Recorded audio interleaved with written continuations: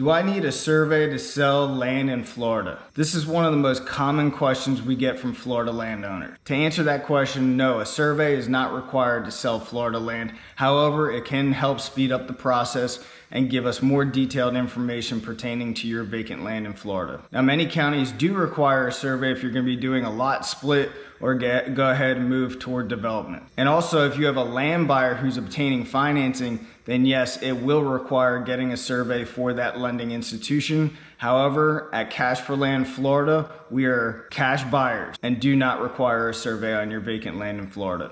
So if you don't have a survey, that's fine. We'll still handle the due diligence as we normally do, and we can proceed without one. So don't let missing paperwork stop you from selling your vacant land in Florida.